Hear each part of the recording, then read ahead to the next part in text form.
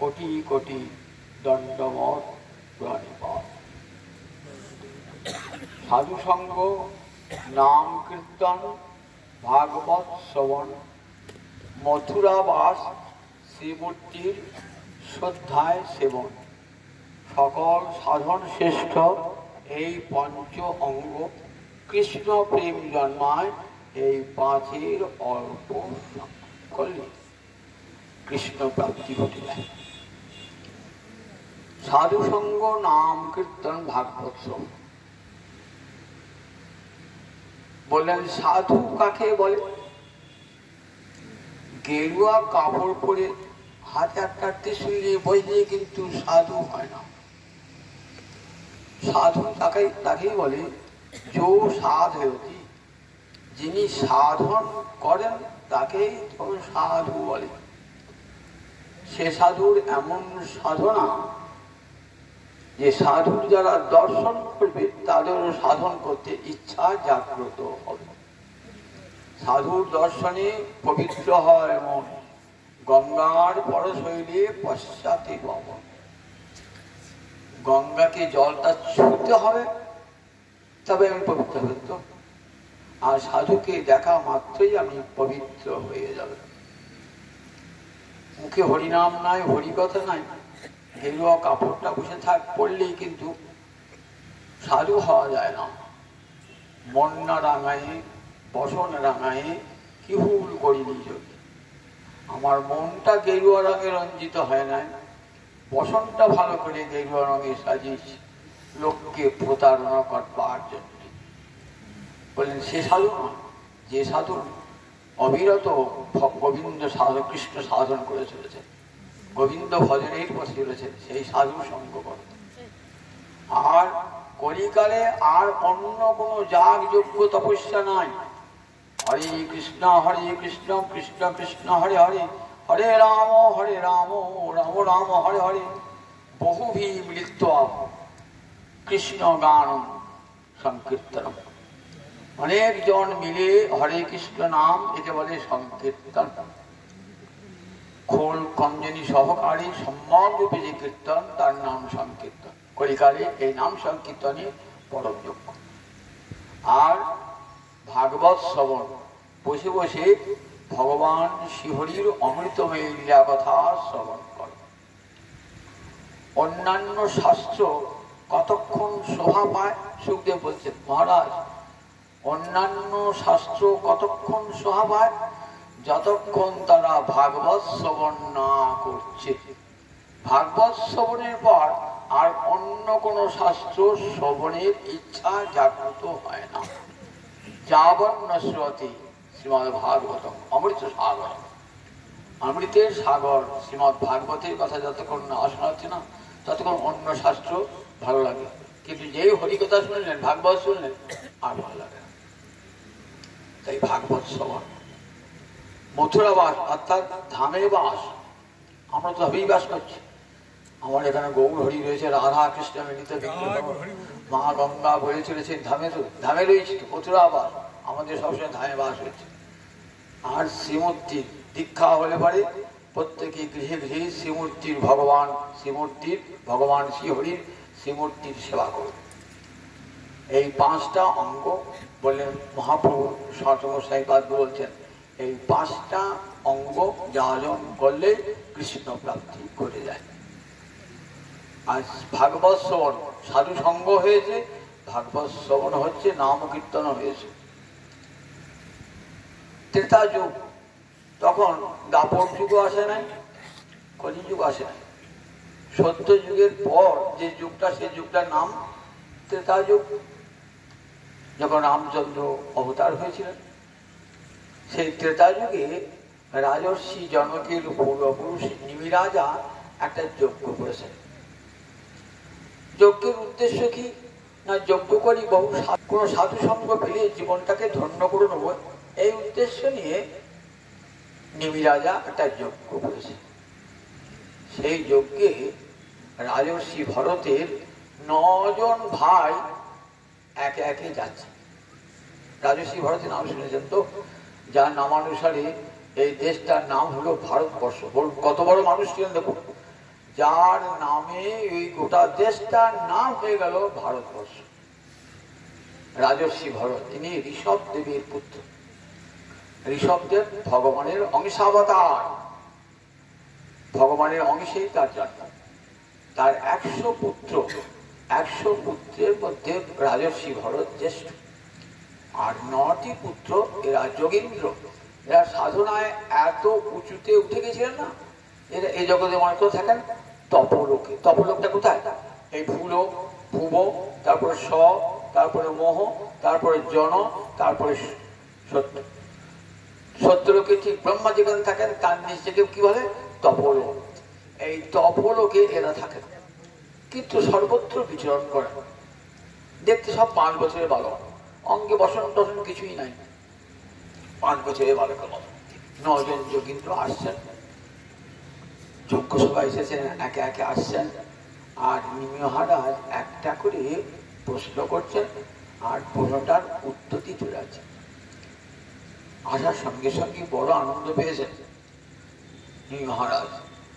অহভাগ্যম অহভাগ্যম, আজ আমার কি মহা সৌভাগ্য, যদি যজ্ঞ না করতাম আপনাদের চরণধুলি পেতাম। আপনারা কোথায় থাকেন? তপলোকে, এই জগতে থাকেন না, সেখান থেকে নেমে এসেছেন এখানে আমাকে কৃপা করবার জন্য। আমার কি সৌভাগ্য। বলছেন অহভাগ্যম অহভাগ্য দুর্লভ মানুষ দেহ দেহিনাং ক্ষণমঙ্গুল তত্রাপি দুর্লভং মন্যে বৈকুণ্ঠ প্রিয় দর্শন। একে তো মানব দেহ বড় দুর্লভ, 84 লক্ষ জনই ঘুরতে ঘুরতে ঘুরতে ঘুরতে এই ভগবত ভজনের দেহ, মানব দেহ দান হয়। দুর্লভ নয়? অন্যান্য দেহ সুলভে পাওয়া যায়, কিন্তু মানব দেহ বড় দুর্লভ। নয়, সুদুর্লভ এই মানব দেহ।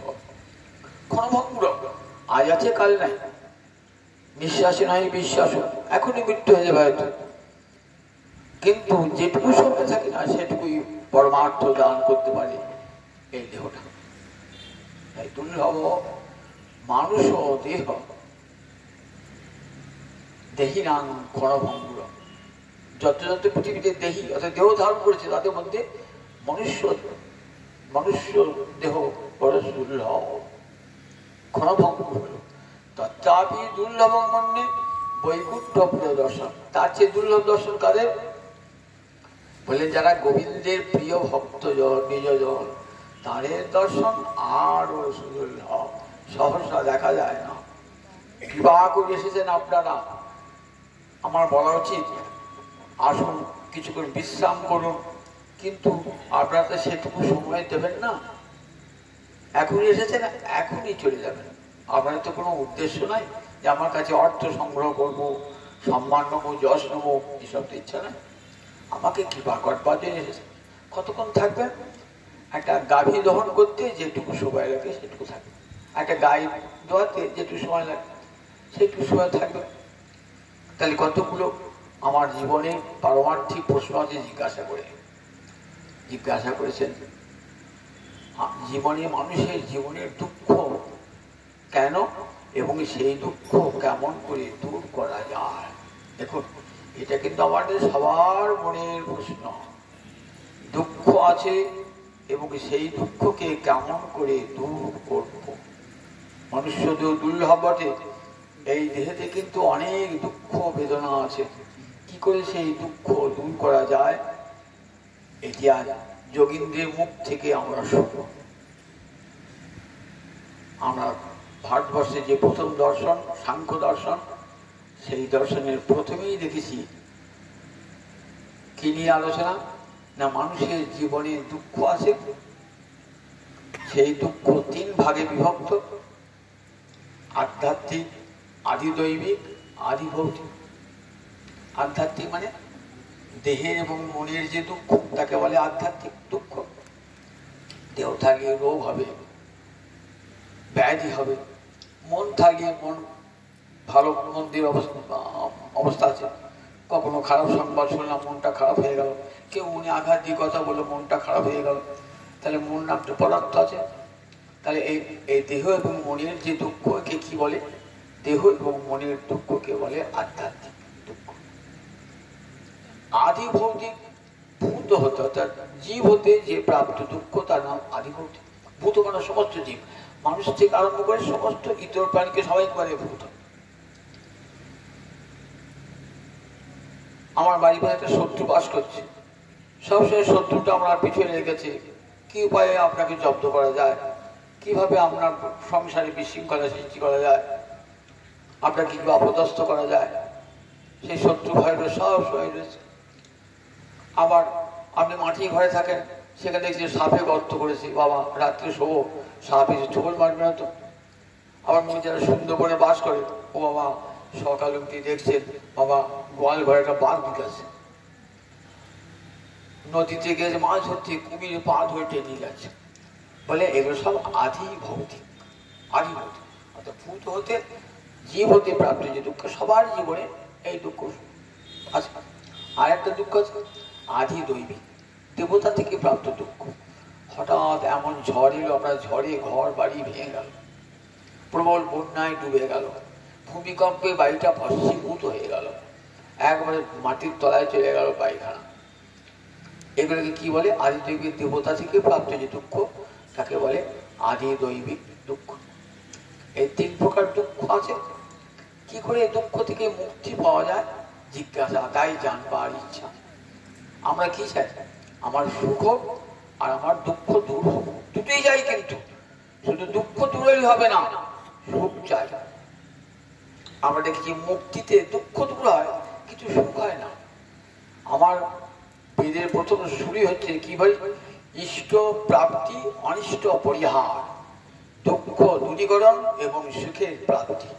দুঃখকেও দূর করতে হবে, সুখেরও প্রাপ্তি হতে হবে। কোন উপায়? জিজ্ঞাসা, তাই সাধুগণের অন্তরে জানবার ইচ্ছায় কোন উপায় অবলম্বন করে দুঃখকে দূর করা যায়, সুখকে পাওয়া যায়। সকাল থেকে উঠে আমাদের একটাই প্রার্থনা, সুখং মে ভুয়ান, আমার সুখ হোক, দুঃখং মে মহাভূত, আমার জীবনে যেন দুঃখ নেমে না আসে। সকালে উঠে দেবতার কাছে আমরা কি প্রার্থনা করি? তুলসী তলায় গিয়ে, ঠাকুরের মন্দিরে গিয়ে কি বলি? হে মা তুলসী, আমার জীবনে যেন দুঃখ না আসে, আমার যেন সুখ প্রাপ্তি হয়। এটা আমাদের সবার প্রার্থনা, শুধু মানুষের না, মনুষ্যতর প্রাণীরা আছে, তারাও চান সুখং মে ভুয়ান, দুঃখং মে মহাভূত। একটা পিঁমড়ে মাটিতে যাচ্ছে, তো আমি যদি পিঁমড়ে ভাষাটা বোঝেন, পিঁমড়ে তুমি কি চাও? সে বলে আমি সুখ চাই, আমি দুঃখ চাই না। একটা পাখিকে জিজ্ঞাসা করুন, পাখির ভাষা যদি বুঝবেন, সে বলে সুখ চাই, আমি দুঃখ চাই না। দেবতাকে জিজ্ঞাসা করুন, বলে আমি সুখ চাই, আমি দুঃখ চাই না। জগতে সবাই তো সুখ চায়, দুঃখকে চায় না, কিন্তু দুঃখ এসে পড়ে। সেই দুঃখ দূর হবে কেমন করে? কেমন করে দুঃখকে দূর করতে? তীব্র দুঃখ কি করে হে দুঃখকে দূর করব? উত্তরটা দিচ্ছেন, খুব ভালো করে গান পেতে শুন। ভয়ং দ্বিতীয়াভিনিবেশত স্যাৎ ঈষাদ অপেদেশ্য বিপর্যয় অস্যতি তন্মায়া অত বুধ আভজিতং ভক্তৈব এষং গুরুদেবতাত্মা। শুনুন মহারাজ, যখনই আমরা দ্বিতীয় বস্তুতে অভিনিবেশ করেছি, আত্মা ছাড়া দ্বিতীয় বস্তুতে আমাদের মনটা নিযুক্ত হয়েছে না, তখন এই দুঃখকে আমরা বরণ করে নিয়েছি। কবিরাজ গোস্বামী পাদ পয়ার ছন্দে এই সুন্দর করে এই বৈদিক জিজ্ঞাসাটা, উত্তরটা সুন্দর করে বুঝিয়ে দিলেন। কৃষ্ণ ভুলি সেই জিহিবি অনাদি বহির্মুখ, অতএব মায়া তারে দেয় ভীষণ দুঃখ। কহু স্বর্গে উঠায়, কহু নরকে ডুবায়, দণ্ড জনে রাজা যেন নদীতে চুবায়। কৃষ্ণ ভুলি, যেদিনই জীবের কৃষ্ণ বিস্মৃতি এসেছে, ভগবত বিস্মৃতি এসেছে, সেদিনই জীবের দুঃখ এসেছে। কৃষ্ণ ভুলি সেই জীব অনাদি বহির্মুখ। আমাদের অনাদি বহির্মুখ মানে ভগবানের কাছ থেকে মুখটা সরিয়ে নিয়েছি। এখানে বলছে ঈষাদ অপেতস্য, ঈশ মানে ভগবান, ভগবানের কাছ থেকে অপেত, ভগবানের দিকে না গিয়ে উল্টো দিকে যাচ্ছে, ভগবানের দিকে না গিয়ে উল্টো দিকে যাচ্ছে সুখ পাবার আশায়। বাড়ি ঘর, টাকা পয়সা, ধন দৌলত, যশ প্রতিষ্ঠার দিকে অগ্রসর হচ্ছে। ভাবছি এই দিকেই বোঝায় সুখ আছে। সুখের আসল পথটি ছেড়ে দিয়ে দুঃখের পথে সুখের সন্ধান। জগতে কেউ দুঃখের পথে সুখের সন্ধান হয়? সুখের সন্ধান করতে গেলে সুখের পথেই চলতে হবে। আমরা চলেছি দুঃখের পথে, চাইছি সুখ। কি করে হয়? দুঃখের পথে গেলে তো দুঃখই পেতে হবে, সেখানে সুখ পাবেন কেমন করে? তাই চলেছি দুঃখের পথে ঈশাদ অপদেশ। এটি আমাদের কবিরাজ সে বলে অনাদি বহির্মুখ। কেন হয় এর কারণও জানা যায় না, তাই অনাদি কারণ নেই। কিরকম? আমরা যখন সৃষ্টি করেছেন ব্রহ্মা আমাদেরকে না বললেন পরাঞ্চি খানি ব্যতে নস্বয়ম্ভু। খ মানে ইন্দ্রিয়, খানি মানে ইন্দ্রিয় সমূহ বহুবচনে, পরাঞ্চি মানে পরাঙ্মুখ। অর্থাৎ আমাদের ইন্দ্রিয়গুলো কৃষ্ণ থেকে বিপরীতমুখী। পরাঞ্চি খানি এমনি করে, তার ফলে মুখটা আমরা কোন দিকে আছে? বিষয়ের দিকে। ভগবানের তিনটে শক্তি, তো তিনটে শক্তির মধ্যে একটা শক্তির নাম অন্তরঙ্গা শক্তি বা স্বরূপ শক্তি। যে শক্তিটা ভগবানের সঙ্গেই থাকে তার নাম অন্তরঙ্গা শক্তি বা স্বরশক্তি। আর যে শক্তিটা ভগবানের বাইরে থাকে তাকে বলে বহিরঙ্গা শক্তি। এই বহিরঙ্গা শক্তি হলো মায়ার জগৎ। আর এই দুইয়ের মাঝখানে একটা শক্তি আছে নাম তটস্থা শক্তি। এই জীব হলো এই মাঝখানে, একদিকে বহিরঙ্গা মায়া আর একদিকে ভগবানের স্বরূপ শক্তি। এই দুইয়ের মাঝখানে তটে দাঁড়িয়ে আছে, অর্থাৎ একদিকে গঙ্গার জল আর একদিকে গঙ্গার তট, একদিকে গঙ্গার পাড়, আর মাঝে জীব আছে দাঁড়িয়ে কোথায়? তটে, অর্থাৎ বালুকার উপর দাঁড়িয়ে আছে। গঙ্গার দিকে মুখটা নেই। গঙ্গার দিকে যদি মুখটা করি তাহলে গঙ্গার স্পর্শ পেয়ে জীবনটা ধন্য হয়ে যায়, কিন্তু মুখটা গঙ্গার দিকে নাই। কোন দিকে আছে? গঙ্গার পাড়ের ডাঙার দিকে মুখটা রয়েছে। এই যে পরাঞ্চি খানি, সব ইন্দ্রিয়গুলো কোন দিকে? এই বিষয়ের দিকে ধাবিত হচ্ছে। বিষয়ের দিকে স্ত্রী, পুত্র, যশ, সম্মান, প্রতিষ্ঠা, অর্থ, খ্যাতি, প্রতিপত্তি। এটা দুঃখের পথ। এই দুঃখের পথেই ছুটছি সুখের সন্ধান। পিছনে যে মা গঙ্গা রয়েছে, যেখানে গেলে জীবনটা জুড়িয়ে যাবে, সে গঙ্গার দিকে হাঁটছি না, না হেঁটে হাঁটছি কোন দিকে? না গঙ্গার বিপরীত মুখে হাঁটছি। তাই বলে দেখো ভয়ঙ্কর দ্বিতীয় বস্তু অভিনিবেশ, অর্থাৎ দেহকে আমি বলে ভেবেছি। এই দেহ কতদিন থাকে? যে দেহকে আমি বলে ভেবেছি কতদিন থাকে? শ্মশান পর্যন্ত। আমি ধনী, আমি কুলীন, আমি মানি, আমি পণ্ডিত, আমি বিদ্বান, আমি ধনী, এই অহংকারটা কতদিন থাকে বলুন দেখি? শ্মশানে গেলি সব শেষ। কে ধনী, কে গুণী, সব শ্মশান পুড়িয়ে একাকার ছাই করে দেয়। আর যখন বেঁচে আছে কত অহংকার, আমার মতো ধন কারু নয়, আমার মতো রূপ কারু নয়, আমার মতন কুলমর্যাদা কারু নয়, কত কি অহংকার নিয়ে আমরা থাকি। সব অহংকার শেষ হয়ে যায় একবারে শ্মশান। এই যে আমিটা, আমি ধনী, আমি কুলীন, আমি মানি, এই আমিটার কোথায় শেষ হয়ে যায়? শ্মশানে গেলে আর আমার কোনো চিহ্ন নাই। দুদিন কেউ কাঁদবে, তারপর সবাই ভুলে যাবে, সবাই ভুলে যাবে। কেউ মনে রাখবে না। শ্মশানেই আমিত্বটা শ্মশানেই শেষ হয়ে গেল।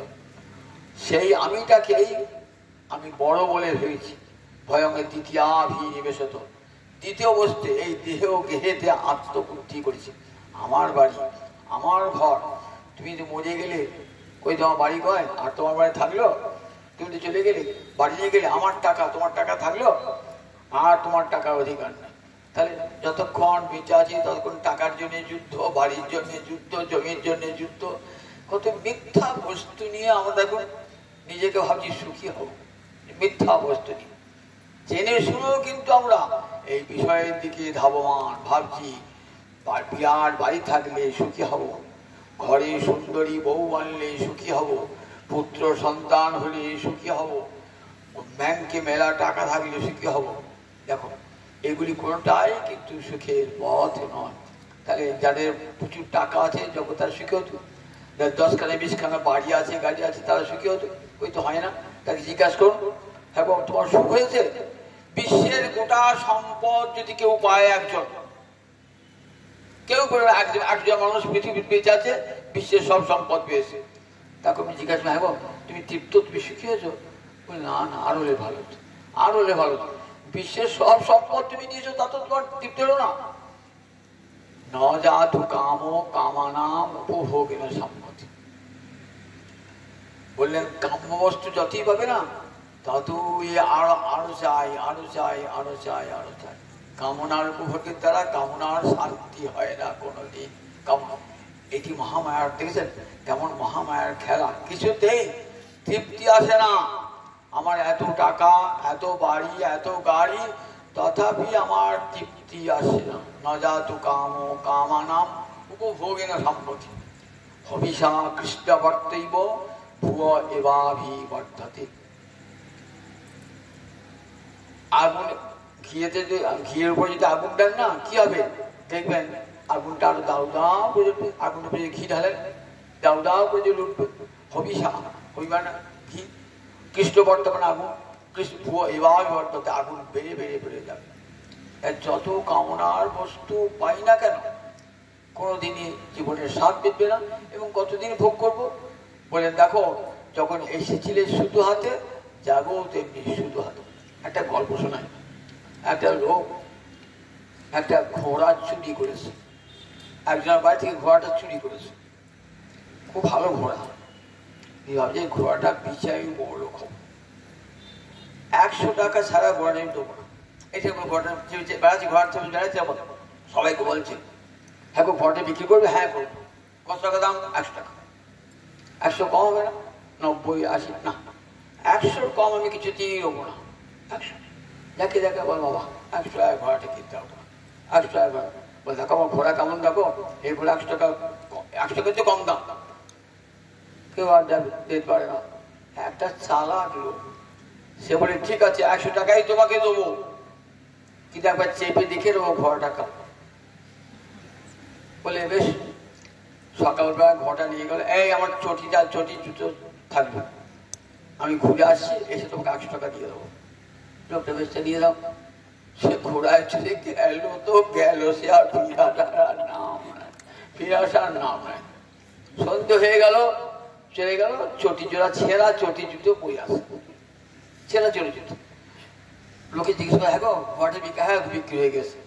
কত টাকায় বিক্রি হলো? যে দামে কিনেছিলাম সেই দামে বিক্রি করে দিলাম, লাভ হলো ছেঁড়া জুতো। চুরি করলাম, চুরি করা যে সব আবার চুরি করে চলে গেল, মাঝখানে শুধু ছেঁড়া জুতো। সংসারে এলাম খালি হাতে, আবার ফিরে যাবো খালি হাতে, মাঝখানে সংসারে লাঞ্ছনা গর্জনা ছেঁড়া চটি দিয়েই জীবনটা কাটবে। এই ছেঁড়া চটি আমাদের একমাত্র সম্পদ, ছেঁড়া চটি। এটা বুঝেও কিন্তু আমরা বুঝি না, দেখেছেন তো, যে সংসারে এসেছিলাম ওই ছেঁড়া চটি, ছেঁড়া চটি, ওই দুঃখ কষ্ট লাঞ্ছনা গঞ্জনা। যে স্ত্রী পুত্রের জন্য এত সংসার করলেন, সব জীবনটা দিলেন, একদিন হা গৌর হা গোবিন্দ বলে কাঁদেন নাই।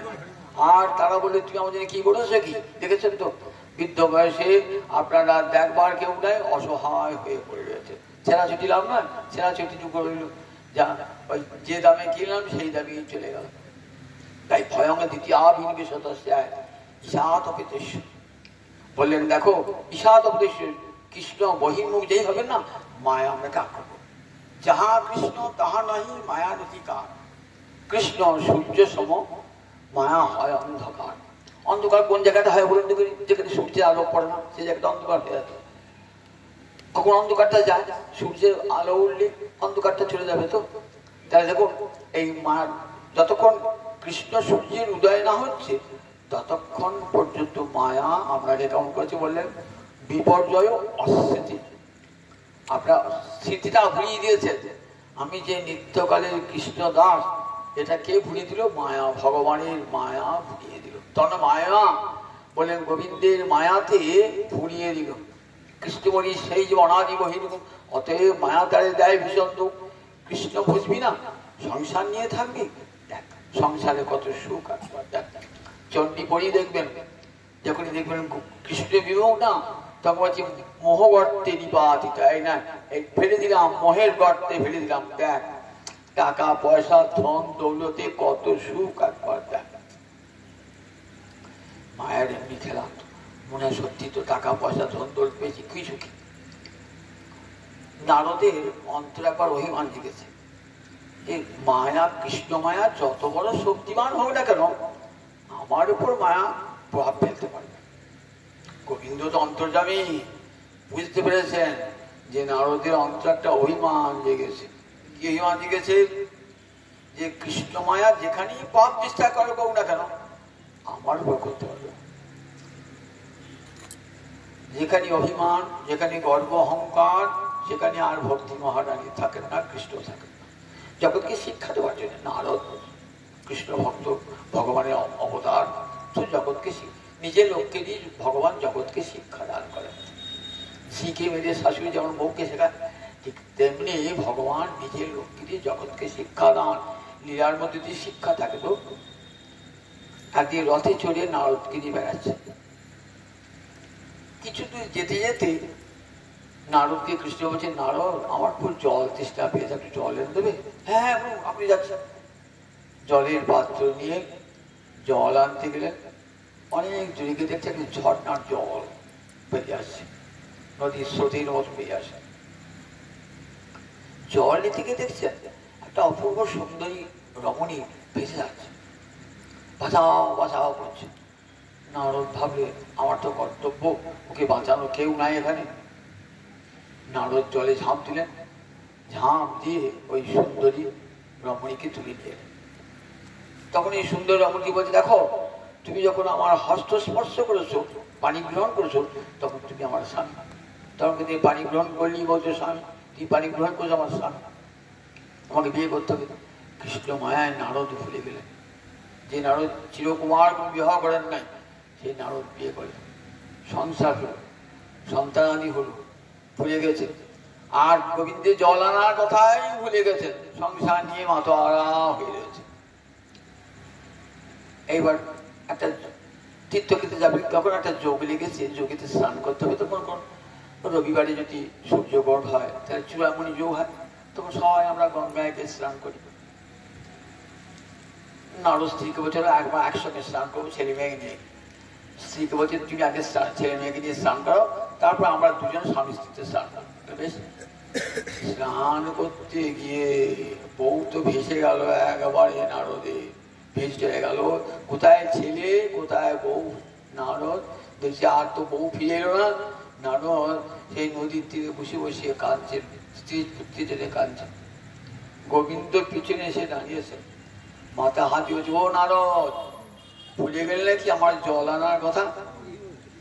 পিছন ফিরে তাকে যে গোবিন্দকে দর্শন করেছেন না, সঙ্গে সঙ্গে আবার নারদের পূর্ব স্মৃতি ফিরে এলো। দেখুন মায়া স্মৃতিটা কেড়ে নিয়েছিল, এবার আবার যে গোবিন্দের দিকে পিছন করেছিল, তো এবার মুখটা যে ঘুরিয়ে এলেন, গোবিন্দই গুরুকে মুখটা ঘুরিয়ে আনেন, তখন ভাবলেন সব কৃষ্ণের মায়া। এই জগৎ সংসার যা দেখছেন না, সব কিন্তু কৃষ্ণের মায়ায়, তার মায়ায় ভুলে আছে। অস্মৃতি মানে আমি যে কৃষ্ণ দাস, কৃষ্ণ সেবাই যে আমার কর্তব্য, সেটা তো ভুলে গেছি। আমি কার সেবা করি? স্ত্রী পুত্রের সেবা করি, সংসারের সেবা করি, যার চাকরি করছি তার সেবা করি, কিন্তু গোবিন্দের সেবা তো করি না। কিন্তু গোবিন্দের সেবা করবার জন্য এসেছিলাম। এই যে 11টা ইন্দ্রিয় ভগবান দিলেন, কি জন্য দিলেন? গোবিন্দ আমার সেবা করবার জন্য। তোমাকে দুটো হাত দিয়েছি আমার সেবা করবে, দুটো চক্ষু দিয়েছি আমার রূপ দর্শন করবে। আমরা সেই চক্ষু দিয়ে কি করলাম? গোবিন্দ দর্শন না করে স্ত্রী পুত্রের রূপের দিকে নয়ন দিলাম। বলেন দেখো, কবিরাজ গোসাইপাদ বলছেন, দেখো দুটি নয়ন থাকে, নয়নকে সার্থক করো কেমন করে? বংশী গানামৃত ধাম লাবণ্যামৃত জন্মস্থান, যে না হেরে সে চাঁদ বদন, সে নয়নে কিবা কাজ পড়ুক তাহারে মুন্ডেওয়ার, সে নয়নে রহে কি কারণ? তুমি নয়ন দিয়ে রূপ খুঁজে খুঁজে বেড়াচ্ছ, যেখানে সুন্দর রূপ দেখছো নয়ন দুটো পড়ে আছে, নয়নের স্বভাব তাই।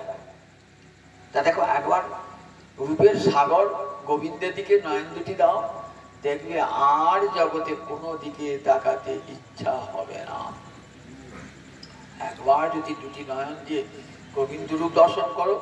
দেখো রাধারানী জন্মে থেকে কৃষ্ণ দর্শন করেছেন, তবু বলছেন জনময় অবধিহাম রূপ নিহারণ নয়ন না তিরোপিত হেল।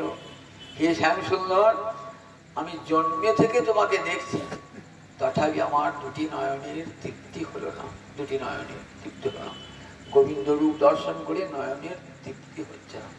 কিভাবে গোবিন্দ তৃপ্ত হয় বলে আমরা দেখি তো, গৌর বাড়ি যাই তো, আবার সে বেশ সংসার রঙ্গ করি, বলেন তোমাদের দেখাই হয় না, তোমাদের দেখাই হয় না, তাই আবার এসে সংসার করো, নইলে গৌচরণে চিরকালের জন্য আত্মসমর্পণ করে দিতে।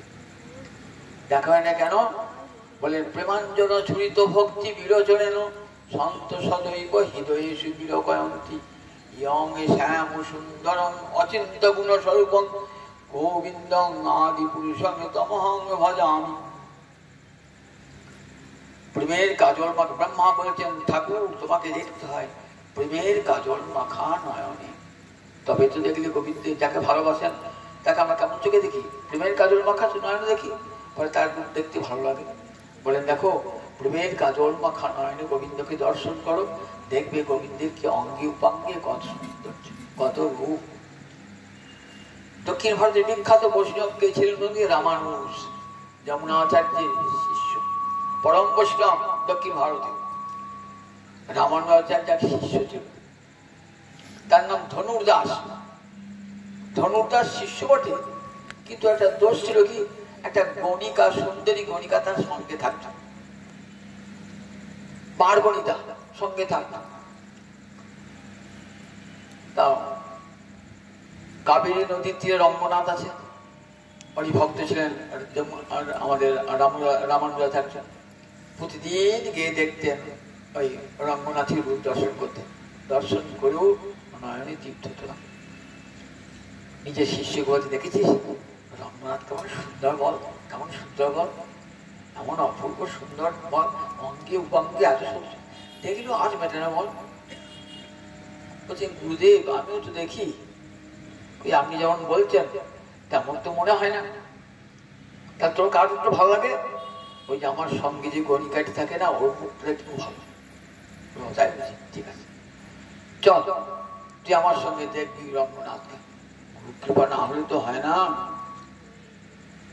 একদিন রঙ্গনাথকে দেখাবার জন্য যাচ্ছেন ধনুর্দাস শিষ্যকে সঙ্গে নিয়ে, ধনুর্দাস পিছনে, তার পিছনে তার যে গণিকাটি যাচ্ছে সঙ্গে সঙ্গে।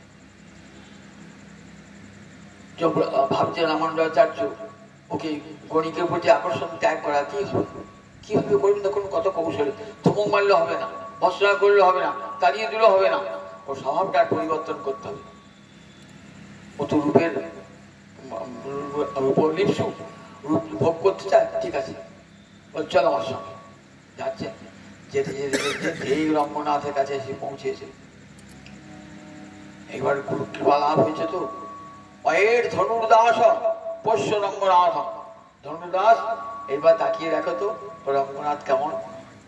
এবার গুরুর কৃপায় অজ্ঞান অতিবিরান্ধস্য জ্ঞানাঞ্জন শলাকয়া চক্ষুরূপ মিলিতং যেন তস্मै শ্রী গুরবে নমঃ। গুরুদেব চক্ষুর মিলন করলেন প্রেমের কাজল মাখিয়ে। দেখো ধনুর্দাস এইবার দেখো, এইবার দেখো কেমন রঙ্গনাথ। দেখছেন ধনুর্দাস এতদিন তো দেখেছি, আজ গুরুর সান্নিধ্যে এসে গুরুর কৃপা লাভ করে যখন রঙ্গনাথকে দর্শন করলাম, ওরে বাবা, ওই রঙ্গনাথের এত রূপ, আর পিছনে পিছনে তাকালেন না, পিছনে যে তার সুন্দরী গণিকাটি রয়েছে তার দিকে আর ফিরেও তাকালেন না, ঘৃণাতে তার দিকে মুখ তাকালেন না, রঙ্গনাথের চরণে চিরকালের জন্য আত্মসমর্পণ করে দিলেন। তাই এই যে আমাদের 11টি ইন্দ্রিয়, ইন্দ্রিয় কি জন্য? গোবিন্দ সেবার জন্য, গোবিন্দ সেবার জন্য। কৃষ্ণের মধুর রূপ শুনো সনাতন, যে রূপের এক কহনে ডুবায় সব ত্রিভুবন, সর্বপ্রাণী করে আকর্ষণ, আকর্ষণ করেন বলেই তো তার নাম কৃষ্ণ। যে একবার দেখবে সুন্দর মোহন, মোহন মুরলী হাতে কদম্বে হেলাম, দেখিয়া শ্যামের রূপ হইলাম অচেতন। রাধা নিজে অলান্তিকে বলছেন মোহন মুরলী হাতে কদম্বে হেলাম, দেখিয়া শ্যামের রূপ হইলাম অচেতন। এত রূপ আমার দুটো নয়ন রূপ নিতে পারলো না, রূপের পাথারে আঁখি ডুবিয়া রহিল, যৌবনের বনে মনে হারাইয়া গেল। ঘরে যাইতে পথে মোহরে হইল অপুরাণ, অন্তরে বিদরে হিয়া না জানে কি করে প্রাণ। জল আনতে গিয়ে ওই রূপ দেখে আর ফিরে আসতে পারছেন না। আঁখিতে রূপ ওই গোবিন্দ রূপ সাগর উঠে গেছে, বাড়ি আসবার পথ খুঁজে পাচ্ছেন না। একবার এদিক একবার সেদিক, অন্তরে বিদরে হিয়া না জানে কি করে প্রাণ। দেখেছেন তো, রূপ সাগরে, কৃষ্ণের রূপ সাগরে দুটি নয়ন ডুবে গেছে। তাই এমনি করে তার কৃষ্ণের মধুর কথা শুনলে পরে দুটি কান জুড়িয়ে যায়। তার জিহ্বাদি কোনো কীর্তন করলে মানে আর পরনিন্দা পরচর্চা করবো না, কেবল তার কথায় দুটি কান দিয়ে কোথাও শুনবো না। যেখানে ভাগবত পাঠ হচ্ছে, যেখানে হরিনাম হচ্ছে, দুটি কান পেতে দেবো। এমনি করে একাদশ ইন্দ্রিয় দিয়ে গোবিন্দ সেবা করেন ভক্ত। অস্থিতি বলেন, মায়া কি করেছে? বিপর্যয় অস্থিতি।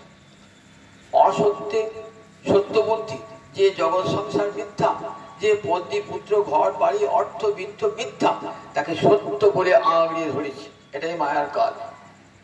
আর যে গোবিন্দ চরণ সত্য, নিতাই ও চরণ সত্য, তাহার সে বক নিত্য, নিতাই পদ সদা কর, নিতাই পদ সদা কর। নরোত্তম বড় দুঃখী, আমার নিতাই মরি কর সুখী, রাখো রাঙা চরণের পাশ। ওই চরণটাই তো সত্য, ওই চরণের পাশেই থাকতে হবে, চরণের পাশে, তবে সব সুখ। চরণে সুখ বলে বেদ মাতা বলেছেন, সুখ কোথায়? বিষ্ণু পদে পরমে মধ্য উৎসরি বেদ। বিষ্ণু সূক্তে বলছেন, বিষ্ণু পরমে পদে মৎস্য। শ্রী বিষ্ণুর পরম পদে সমস্ত সুখের উৎস ধারা। জীব তুই সুখ খুঁজছ বিষয় থেকে, কোনদিন সুখ পাবে না। সুখ খুঁজতে গিয়ে দুঃখের সাগরে ডুবে যাবে। সুখ যদি খুঁজতে হয় তাহলে সুখ গোবিন্দ চরণে, কিন্তু কি আমাকে গোবিন্দ চরণে নিয়ে যাবে? তাই বলে অত বুধ আভজের তান। বুধ মানে শ্রীগুরু পাদ পদ্ম প্রসাদাত লব্ধ বিবেক। গুরুদেবের চরণ কমলের অনুগ্রহে যার বিবেক জাগ্রত হয়েছে, যার বিবেক জাগ্রত হয়েছে, গুরুদেবের চরণ কমলে কৃপায় যার বিবেক, অর্থাৎ গোবিন্দ চরণই একমাত্র সত্য, আর বাকি সব মিথ্যা, এই বোধটা আসা সোজা কথা। যতক্ষণ গুরু কৃপা লাভ না হচ্ছে ততক্ষণ পর্যন্ত এই বোধটা আসে না। যতক্ষণ পর্যন্ত জানবেন আমার গোবিন্দে মতি হচ্ছে না, কৃষ্ণ কথায় রুচি হচ্ছে না, জানবেন আমার গুরু কৃপা লাভ হয় নাই। যখন দেখবেন আমার কৃষ্ণ কথায় রুচি হচ্ছে, গোবিন্দে ভালোবাসা জন্মাচ্ছে, তখন দেখবেন আমার যথার্থ গুরু কৃপা লাভ হচ্ছে। এই গুরু কৃপাই লাভেতেই হয় কৃষ্ণ কথায় রুচি, কৃষ্ণ কথায় মতি হয়ে যায়। তাই অত বুধ আভজেতন, বুধ মানে গুরুদেবের চরণ কমলের অনুগ্রহে যার বিবেক জাগ্রত হয়েছে, তারা কি করেন? আভজেতন। আভজেত গোবিন্দকে ভজনা করেন। ভজেত বলি তো, আভজেত বলেন কেন? উপসর্গ করে দেওয়ার অর্থ কি? মানে সম্যক রূপে, অর্থাৎ কায় মনোবাক্য। আমার মুখে অনেক সময় বলি, সংসারে কোনো ঝামেলা হলো, অশান্তি হলো, আমি গোবিন্দের কাছে, হা গোবিন্দ আমি তোমার চরণে রইলাম, বেশিক্ষণ থাকতে পারি না, কিছু কথা আবার সংসারে সে সবাই সব ভুলে যায়। বলতে আভজন হলো না, মুখের সঙ্গে আমার মনের মিল নেই, মুখের সঙ্গে তো সে ভজন হলো না, আমার দেহে মনে আমার কায় মনোবাক্যে যে ভগবানকে ভজনা, দেহ দিয়ে মন দিয়ে বাক্য দিয়ে ভগবানকে যে ভজনা, কায় মনে, তার নাম আভজন। আমার কথা যা, আমার কাজ যেন তাই হয়, মনের সঙ্গে যেন মুখের কথার মিল থাকে। মনমে মনসী প্রতিষ্ঠিত, মনমে বাচি প্রতিষ্ঠিত। ঋগ্বেদের সামবেদের প্রথমে আমরা প্রার্থনা বললেন, বাংমে মনসী, আমার বাক্য আর মন যেন এক হয়, মন আর বাক্য যেন এক হয়, ঋষির প্রার্থনা। মুখে বলবো হরি হরি, আর ভিতরে বলবো কেমন সংসারের চুরি, এই অর্থে এই মন যেন না থাকে। সে ঠাকুর রামকৃষ্ণ আছে না, কেশব কেশব গোপাল গোপাল হরি হরি হরে হরে। ঠাকুর রামকৃষ্ণ কথা আছে, মালা ঝোলা আছে, তিলক আছে, স্বর্ণকার তো মালা ঝোলা তিলক সব আছে। তা সে কতগুলো লোক সোনা কিনতে এসেছে, তা কি বলছেন, কে সব কে সব, কর্মচারী বলছে গোপাল গোপাল, ওরা কারা? মালিক হরিনাম মালা জপ করছে আর বলছে কে সব, ওরা কারা কারা? দোকানে যারা কর্মচারী বলছে গোপাল গোপাল, গোপালার দল, বুদ্ধি বুদ্ধি কিছু না, গোপাল গোপাল, হরি হরি। তাহলে চুরি করবো, সোনা চুরি করবো তো, হরি হরি বলছে, হর হর, চুরি করো চুরি করো চুরি করো। বলে এইরকম দেখুন ভজনটা কেমন, দেখুন মালা জপ করছি, হরিনাম করছি আর বলছি সোনা বলছি হরি হরি, হর হর, সোনা চুরি করো। দেখুন এই ভজন যেন না হয়, ঠাকুর আমাকে বোঝাবার জন্য বলেছেন যে দেখো মন মুখ যেন এক হয়ে যায়। মন মুখ আমার, আমি মনে যেমন কৃষ্ণ ভজন করছি, মুখে যেমন কৃষ্ণ ভজন করছি, ঠিক যেন মনটা যেন এক হয়ে যায়।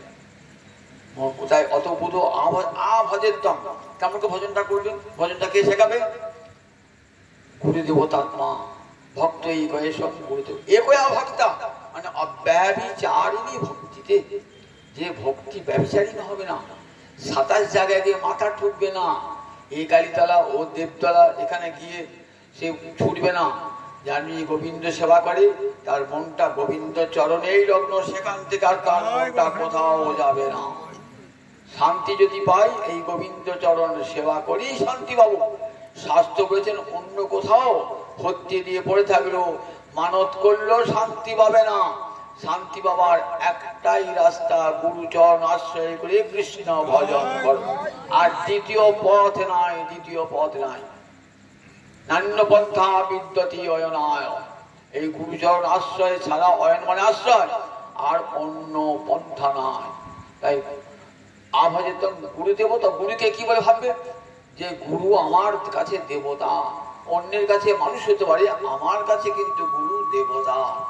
জানবো স্বয়ং ভগবান শ্রীহরি আমার গুরুমূর্তি ধারণ করে আমার কাছে এসেছেন। জীবের নিস্তার লাগি নন্দ সুত হরি, ভুবনে প্রকাশ হানে গুরু রূপ ধরি।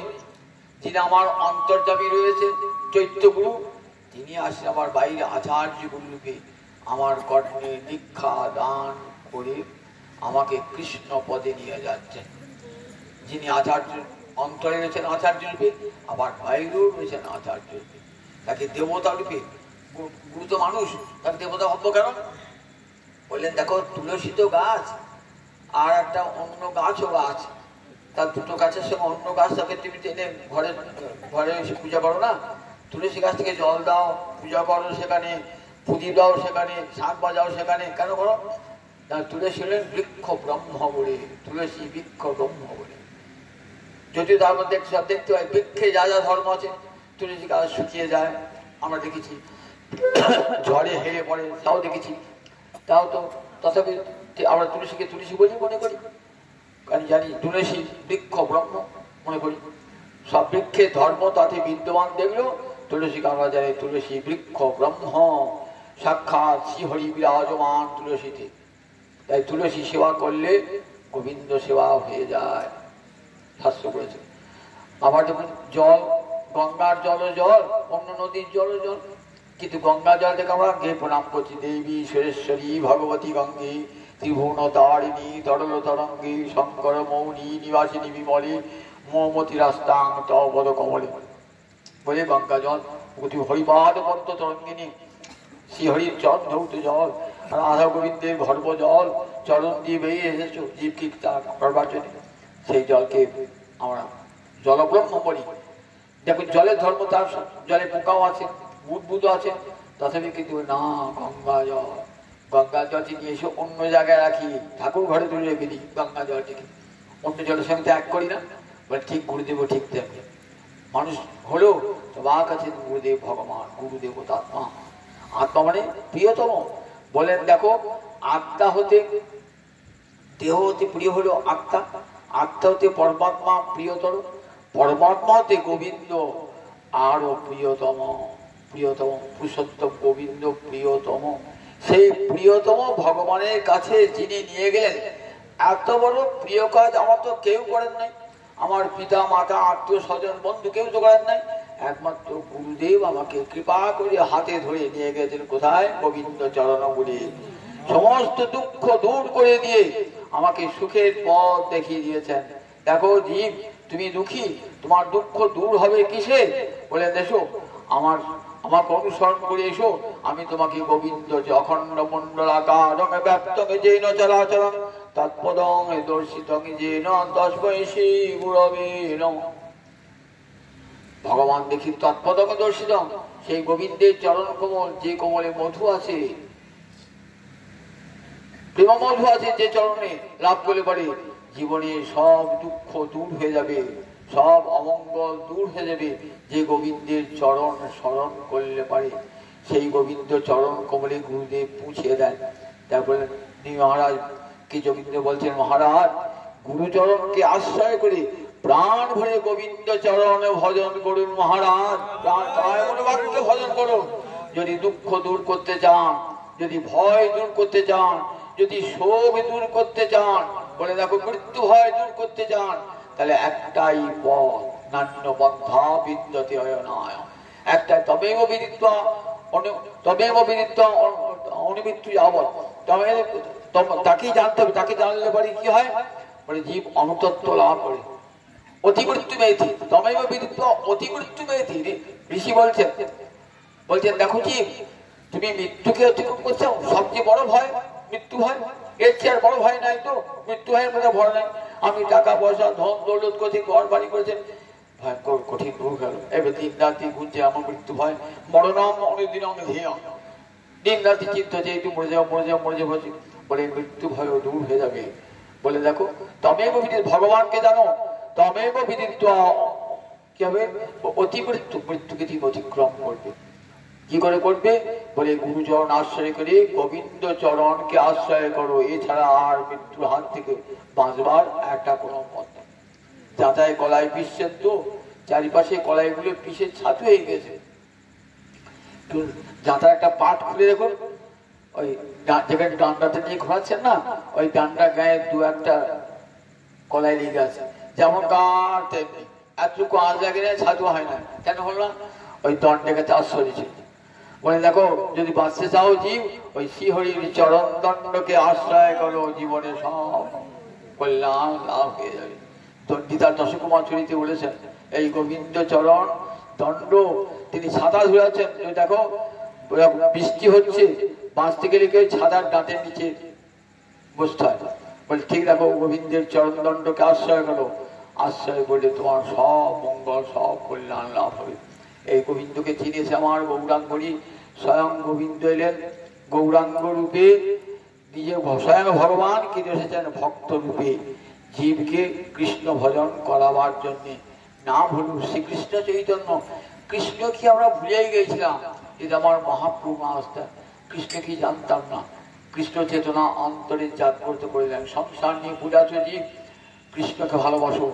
হরে কৃষ্ণ কৃষ্ণ কৃষ্ণ হরে হরে, হরে রাম রাম রাম হরে হরে।